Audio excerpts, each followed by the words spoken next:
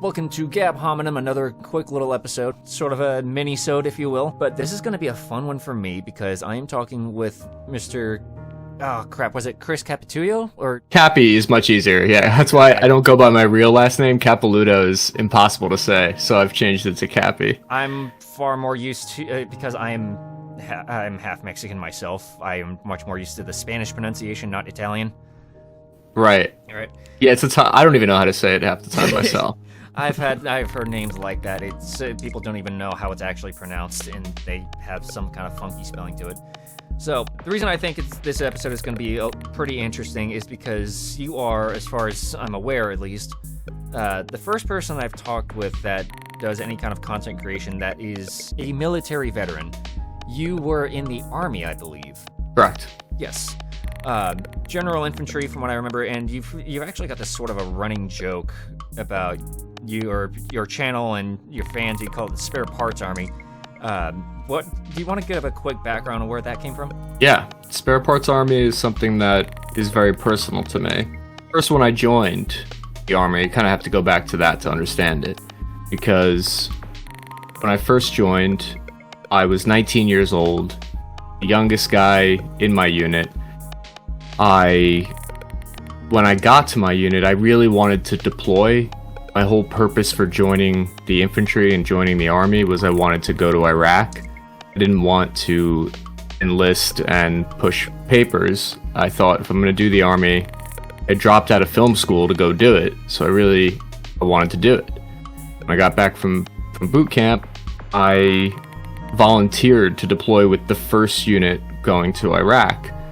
And when you volunteer to go with a unit instead of your regular assigned company, you get tossed in with a bunch of other people that are volunteering or being forced to go. So it was a mix of people that were backfills or people who were reclassed, so they weren't originally infantry, and people that were stop-lost.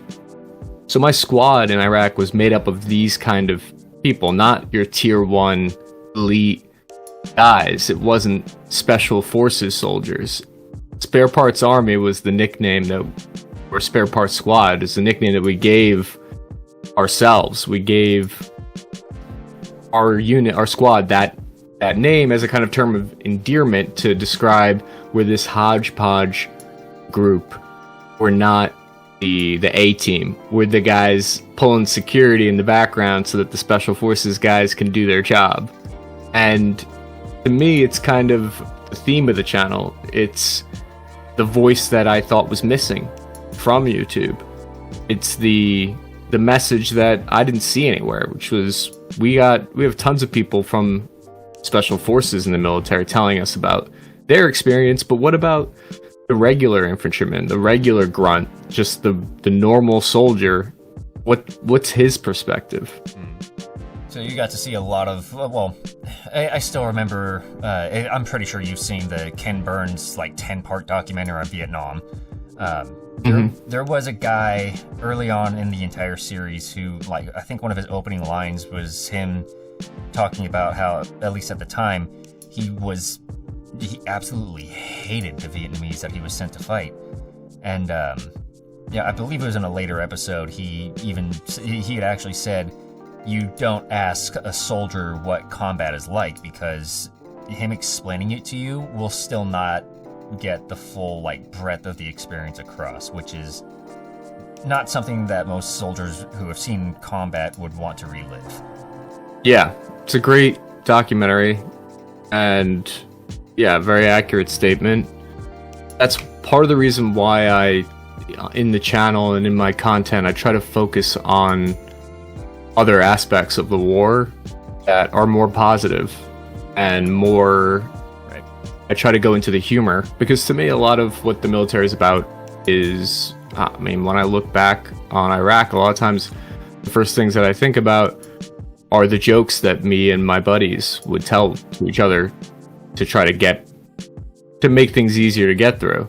That to me is the aspects of war and the camaraderie. Those are the type of things that I try to focus on the YouTube channel. for that reason.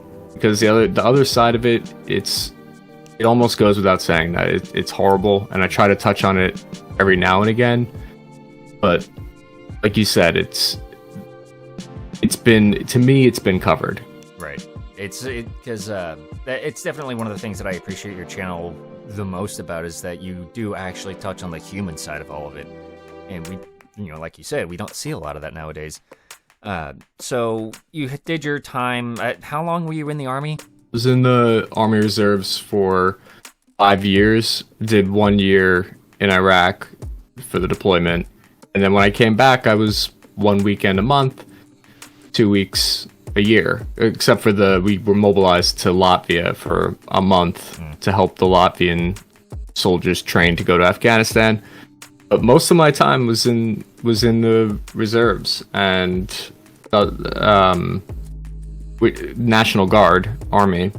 So that was my experience in the military, and that's another thing that I think a lot of people don't understand is the reserve side, especially in the Iraq and Afghanistan war. We depended heavily on the National Guard and on the reserves in a way that we had never done before. The Iraq war required so many soldiers that the military, instead of doing a draft, they did kind of like a backdoor draft where they used the National Guard and the reserves in a way that it kind of wasn't exactly meant for. It's not totally disagreeable and wrong, but it's a side of the war that I think a lot of people don't realize is that they put reserve, National Guard on the front lines, and we were glad to do it, but it's not ideal for a military to sustain their operations in an occupation for 10 years, 20 years that way. Right. So you did your time with the military, Army, and National Guard and reserves. You came back, and I think I recall you saying that you ended up getting into a program that got you working with Jon Stewart for a while. Yeah, I got back and I graduated from NYU Tisch in film and TV, and while I was there at NYU, I had an internship at The Daily Show with Jon Stewart, which was an incredible opportunity for me, even though on the channel, obviously, I stay away from politics as much as possible. Lately, it's been a little more difficult with the Ukraine situation to stay away from it. But so personally, my politics couldn't be more different from Jon Stewart. But to me, it didn't matter because his principles, him as a person, an amazing boss, incredible leader, and I really learned how to make content while I was there. And they showed me, I got to see everything. How they string together stories, how they put together angles, how they make the jokes land, how they create an episodic format that is kind of very repeatable. It's sort of the same but different every day. And I took some of those lessons learned from there. After I was an intern, I worked there full-time as a production assistant for about 2 years. And a lot of the aspects, a lot of the lessons I learned at The Daily Show, I incorporated into my show on YouTube. A lot of the same kind of the format for me came from seeing how they do it at The Daily Show and then just trying to make that, but about military topics. Actually, that's one thing I do want to try to get a quick clarification on. What is the difference between an intern and a production assistant? Interns at the time, they were unpaid. So I was working 5 days a week, going to school as well, and didn't get paid $1 to work there, but you get school credit as an intern. So you're not on the staff, you're not paid, but the production assistant, once you get hired full time, then I was paid, and I had an opportunity to then climb the ladder there. And right before I left, I had been promoted, but out of production assistant, but then I left to go work at IBM and learn kind of the corporate way of making video. For 4 years, I did corporate video. It really sounds like a at least a way of widening your experience in making any kind of like media content? Because with Jon Stewart, there's a lot of like political humor and satire, and then working for IBM, it sounds like you were making videos for them, sort of like a infomercial type of thing. Sounds like. Yeah, correct. Exactly. Yeah. So I'm making these. I mean, to be frank, like, it was soul sucking. The pay was much better. I'm making content though that is, at times, it's exciting because I got to cover. And so here's another aspect. I took what I learned at IBM and at Cisco, because I worked there in video production, creating marketing videos for the YouTube channels there, but never in front of the camera. I was always directing the online marketing videos. And I learned a ton there as well that I was able to incorporate into the YouTube channel. So making corporate videos felt a little soul-sucking, but it got me interested in technology and understanding technology, like how to really explain a complicated topic. So at IBM, we're working on quantum computing, and my job is to, how do I explain how quantum computing works to someone like me who's a big dummy? I don't know. I study film. I don't know anything about this stuff. But there are ways to communicate these complex technologies to a wide audience. So I took that lesson from there, and I was able to apply it to the YouTube channel, where I'm explaining complicated weapon systems to a general audience, but also at the same time trying to make it entertaining. Right. That was actually one of the first ways I discovered you. Was I was sitting down with a friend of mine, kind of getting ready to play, Warhammer games, actually. And he brought up that the Army was looking to replace their main rifle, right? And I did a quick Google search on the NGSW program, and that's when one of your videos first popped up on the Google search for me. And I remember looking at it, and I was like, this is kind of explaining, what this is supposed to be. And then I started seeing a lot of the humor that's coming up on it. Like, one of the first jokes that I remember laughing at was, you're like, I don't remember the exact scenario of it, but it was basically ending with you saying, like, go home, you 13 Bravo, or something like that. I'm sitting here, I was like, I'm a civilian. I don't understand that term, but his delivery still made that funny. Yeah, and that was a really early video of mine, where in the beginning I kind of geared the humor more towards, I figured that it was mostly mostly military audience watching, but then as I started to learn that it was more civilians, more and more, then I started to gear the jokes more towards something that everyone would understand. Mm-hmm. And the NGSW program is fascinating. It's where a lot of our audience came from in the beginning. People were very interested in learning about 4 that's been in service for 60 years now. And from there, we were able to adjust the content to pull that audience who's interested in that weapon into other topics. And something else that has been interesting is, since then we've grown tremendously with other topics as well. Ukraine's brought in 180,000 subscribers on that topic alone. But yeah, I one last thing about that is, I feel incredibly blessed and just so lucky that people being interested in me talking about the NGSW program led to me being able to fire 2 of the 3 weapons in person, go and actually get my hands on these weapons. I think I might be the only civilian to have fired. I am the only civilian now to have fired 2 of those 3 weapons in the bid to replace the M4. So I've been really lucky that people gave me that opportunity by liking the videos and watching the videos. It is actually really cool to see how to see it actually happen. Like, I'm not. I can't remember which of what's the third system that hasn't let you fire it yet, but I think it does end up becoming a pretty funny joke. And I was like, well, we're just turning to skeletons, waiting for Cappy to get to shoot that third rifle and let us know what it's like.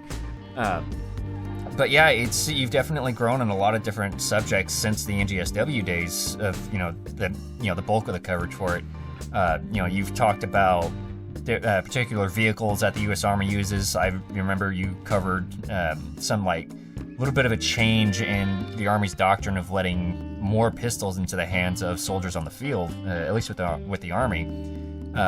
And another thing that I actually kind of appreciate is you actually also have gone over military history in your videos, which is a very fascinating like subject to me. Not that I'm like obsessed with military history, but as I've gotten older myself, I've become a little bit more interested, especially wanting to learn from a lot of this, because like I said, the whole point of this channel is to learn from other people's experiences, and learning from history is one very easy way to do that, because there are so many people who also have that ability to get that hindsight, the investigations that go into how something in military history happened and all that.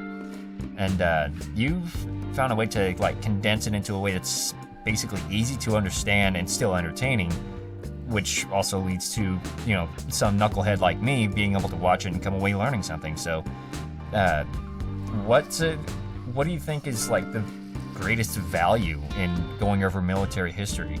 There's a lot to be learned in my personal life. I've found that from studying military history, people like Caesar, Alexander the Great, you learn the way that they think about problems and the way they approach problems are actually very applicable to your own life. And I might not be fighting a battle in real life anymore, and I might not be in danger in real life anymore, but the lessons from how military generals fight battles are completely, you can just one-to-one apply it to your own life with problems that you might have at work, problems you have with your family or your relationship. You can apply the same strategic thinking to your own life, I've found. Anyway, it's to me, learning about military history is so important for everyone to think about how to strategize and approach things in your own life. Because Caesar, for instance, the way he tackled problems in his invasions, he would think about issues and problems with more sophistication than just, oh, I'm going to send in my troops straight away. No, he'll fake sending in his main force and then send in a trap for the enemy. And personally, for me, that way of looking at the world is helpful. And I'll tell you something. When I moved to California to pursue film, and I had a miserable time there. It was probably like the low of my life, in all honesty. It was awful. I've heard that story before. Yeah, but I feel like kind of everyone who does well needs to like have a moment in their life where things are going awful. And I truly at one point just gave up on wanting to make content, wanting to entertain people, completely felt like there was no point to it anymore. And then getting really interested in military history through like Dan Carlin's work, who does hardcore history, getting interested in these stories really just like revived my interest in my passion in life.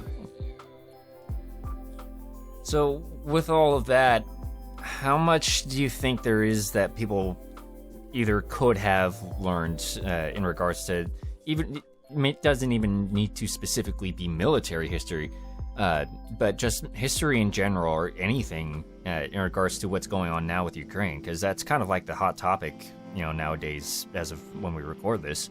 Yeah, what's happening there is a real puzzle to try to pull it apart, which is what I've been doing every day for 12 hours a day for the last few weeks, is trying to figure out what exactly is happening over there. And it feels good now to be doing something with the channel, and I pray that it ends tomorrow. I hope that they find a peaceful solution as soon as possible.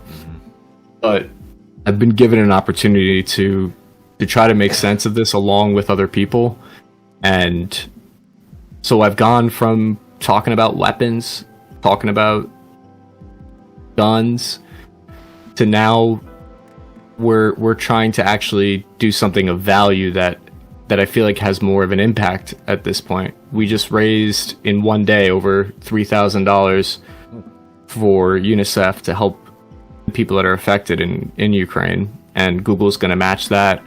So, you know, by the end of this fundraiser, we'll brought in thousands and thousands of dollars to help people. I'm very happy about that. I'm very glad that the channel is now in a position to make more of an impact like that. Right. It's got to be a very, I guess, interesting kind of retrospective when you take a look at where you are now and what you're accomplishing with all that, and then, you know, thinking back to, you know, when you were in California, you know, just not enjoying it at all. It's got to be kind of like one of those weird things of how did all of this happen to get to this point where I am capable of covering living history as it happens, and it could potentially be another source of, you know, information that people can tap into, you know, 5, 10, 20 years down the line. How does that kind of like thought hit you when it does hit you? It's a trip. It's a trip, man. I almost try often not to think about it because I feel like I'm going to jinx it, or I'm going to mess it up, or I'm not going to live up to some of these expectations that I feel like people have for me. And I'm very aware of those expectations, and it can be sometimes success can be a curse in a way where it weighs heavy on me. The creators a lot of times talk about, the content creators, especially on YouTube, they'll talk about the grind, and it takes a lot out of you. There's that expectation hanging over me all the time of like, is this video gonna do well? Are people going to like this? Am I making something am I saying something valuable? Am I being self-indulgent? These are the things I struggle with now. These are good problems to have. Certainly better than what, like you said, when I was back in that spot in my life where I was giving up totally and completely. Felt like maybe going into film had been a mistake for me, and to then be given the opportunity at Task and Purpose, because that's when I left Cisco, took a big pay cut and took the opportunity to work for Task and Purpose, where, you know, they're an amazing military website, but they didn't really have much video presence when I started there. They gave me the freedom. They were just like, oh, you want to make YouTube videos? Okay, like, do it however you want to do it. See what it was, an opportunity to create a voice for the channel, and I'd never been given that before. I'd never been supported in that way, and I needed a lot of guidance. Needed sort of give me a direction to run in that's positive, and I can do something.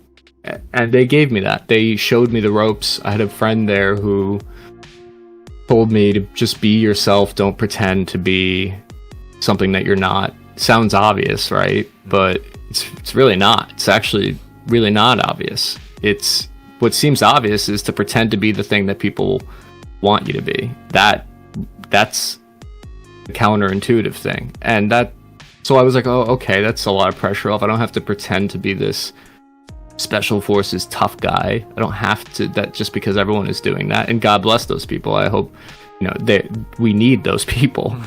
But it's not who I am. And it took a huge load off my shoulders that it was like, Chris, just be honest. Say what you really think. And yeah. So they gave me a chance. Task and Purpose supported me when the videos were making no money. It wasn't bringing in anything. They stuck with it, and little by little, just through doing it every day, it started to actually become something.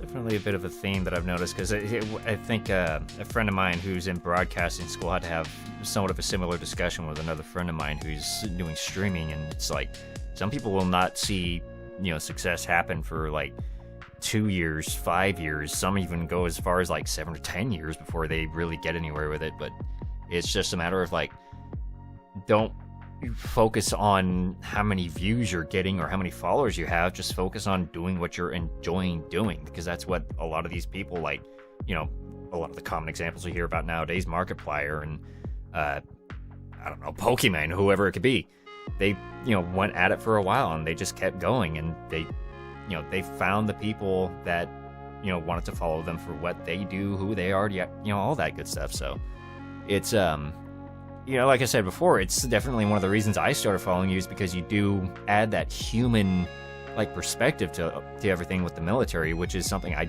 you know, like I said, we don't see that a lot nowadays. So, you know, I definitely have a lot of appreciation for you and what you do. Thanks. Yeah, it takes, like you said, it takes years. And it took me, I think, before the channel really started to take off, was a solid year or so, half a year. It was like 6 months before the channel started to gain some traction. And I don't know if I hadn't been working at a company where it was like, okay, every day I got to show up at 9 and I'm working till 5 and I know I have a paycheck at the end. I don't know if I would have had the perseverance to stick with it if I didn't have that luxury.